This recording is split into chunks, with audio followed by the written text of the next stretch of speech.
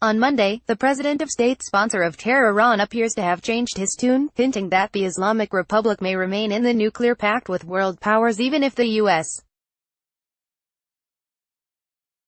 drops out, Reuters reports. Rouhani emphasized over the weekend that Iran would further resist America's pressure to limit its influence in the Middle East, a position that already mirrors the status quo. Echoing comments made last week by Vladimir Yermakov, a high-ranking official at Russia's foreign ministry, President Rouhani argued that U.S. withdrawal from the agreement would not spell the end of it. The president of the Islamic Republic noted that Iran is preparing for various scenarios, including a deal that would include all signatories that remain committed to it except the United States or no pact at all. According to Reuters, President Rouhani proclaimed in a speech carried live on Monday on state TV, "We are not worried about America's cruel decisions. We are prepared for all scenarios and no change will occur in our lives next week. If we can get what we want from a deal without America, then Iran will continue to remain committed to the deal. What Iran wants is our interests to be guaranteed by its non-American signatories. In that case, getting rid of America's mischievous presence will be fine for Iran."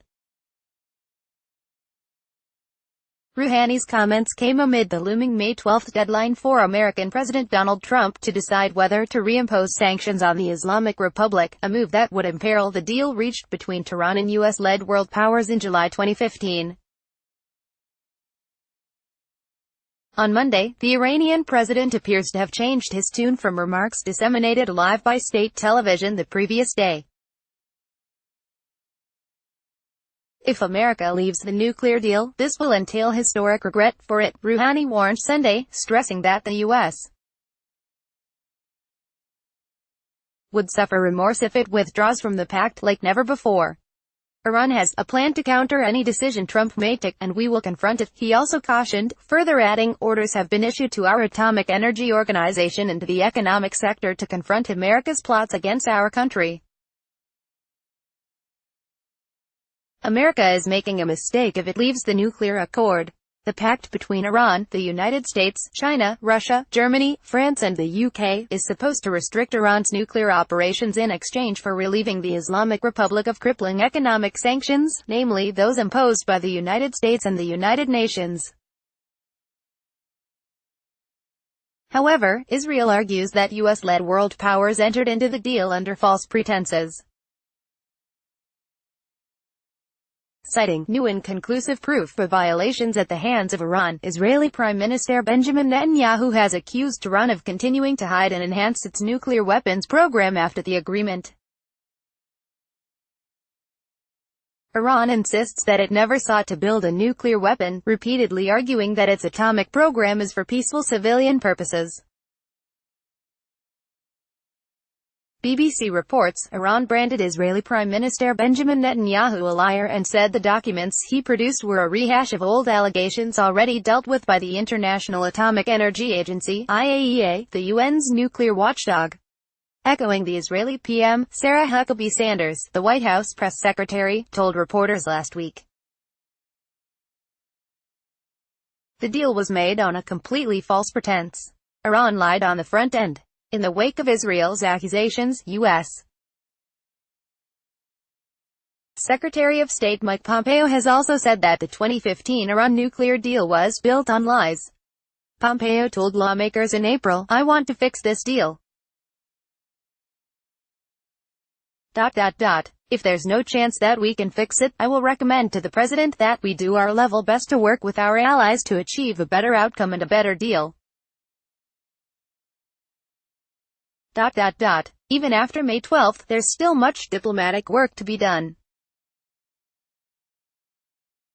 To the dismay of the UK, France, and Germany, the Trump administration has threatened to withdraw from the agreement absent changes to its disastrous flaws.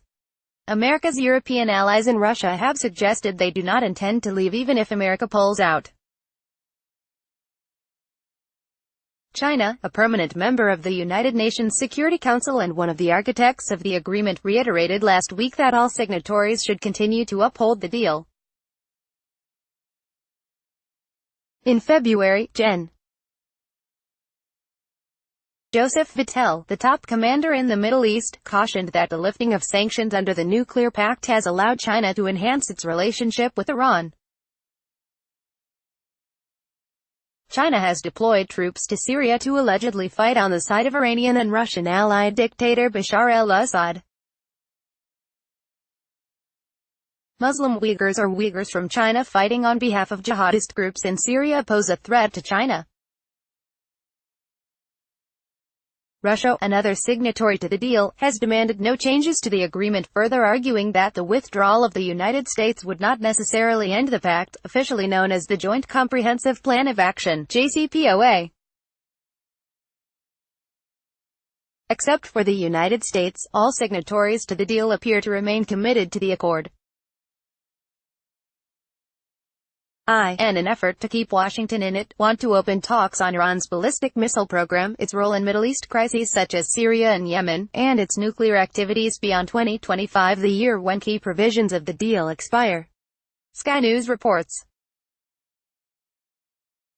We will not negotiate with anyone about our weapons and defenses, and we will make and store as many weapons, facilities, and missiles as we need, Rouhani said.